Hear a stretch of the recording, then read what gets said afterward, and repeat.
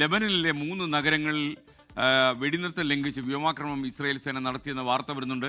ഗസയിൽ അന്താരാഷ്ട്ര സേന ഉടൻ ചുമതലയേൽക്കുമെന്ന് അമേരിക്കൻ പ്രസിഡന്റ് ഡൊണാൾഡ് ട്രംപും പറയുന്നു. ഈ വേളയിൽ PPA ജെയിംസ് തത്സമയം ചേരുന്നു.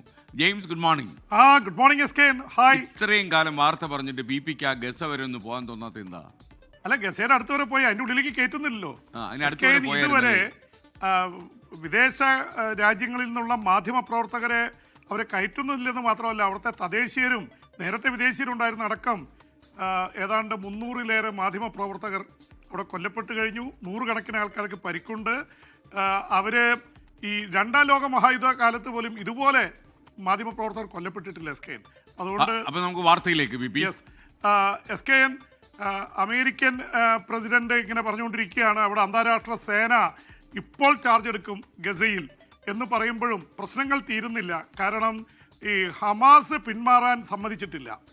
അവരിനി അഥവാ പിന്മാറാൻ സമ്മതിച്ചില്ലെങ്കിൽ അന്താരാഷ്ട്ര സേനയിൽ ഭാഗമാകാൻ താല്പര്യമില്ലെന്ന് പല അറബ് രാജ്യങ്ങളും പറഞ്ഞിരിക്കുന്നത്. കാരണം ഹമാസുമായിട്ട് നേരിട്ട് ഏറ്റുമുട്ടേണ്ടി വരും.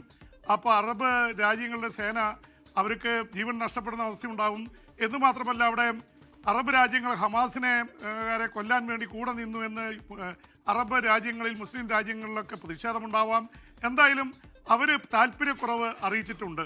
അതിനിടയിലാണ് എസ്കേയിൽ ലെബനോനിൽ വലിയ ആക്രമണം വീണ്ടും നടത്തുകയാണ് ഇസ്രായേൽ സേന.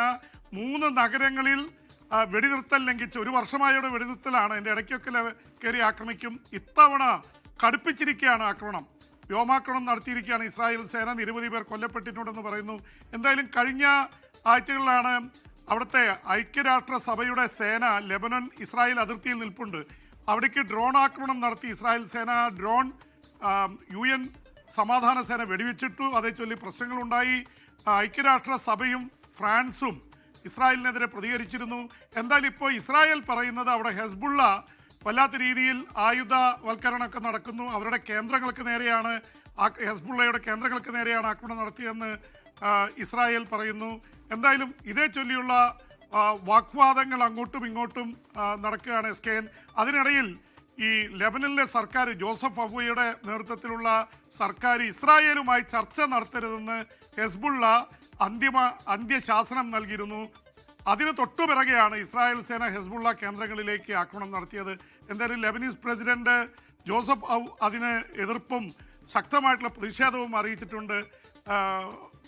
ലയോ 14 മാർപ്പാപ്പ ഈ ലെബനനിലേക്കും തുർക്കിയിലേക്കും അടുത്ത മാസങ്ങളിൽ സന്ദർശനം നടത്തുന്നുണ്ട്. പ്രത്യേകിച്ച് സമാധാനം സ്ഥാപിക്കുന്നു എന്നുള്ള പേരിലാണ് അവിടെ വരുന്നത്. ഈ തരത്തിൽ യുദ്ധമാണെങ്കിൽ മാർപ്പാപ്പയുടെ സന്ദർശനം നടക്കുമോ എന്നറിയില്ല എസ്കേൻ.